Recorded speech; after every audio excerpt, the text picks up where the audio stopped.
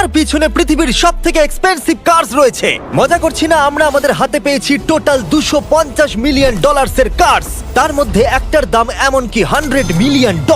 আর আমরা সেগুলোকে ওড়াবো, জলের ওপরে চালাবো, ড্রাইভ করব, আর এমনকি আকাশেও উড়বো।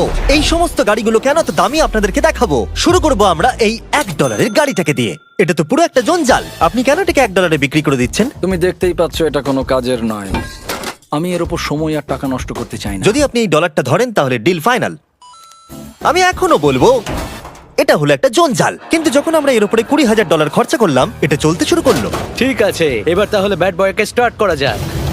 ও, আমি তো ভাবিনি এটা স্টার্ট হবে। এই গাড়িটা চলছে কিভাবে? কত ধোঁয়া বেরোচ্ছে, এটা তো পাগলামি।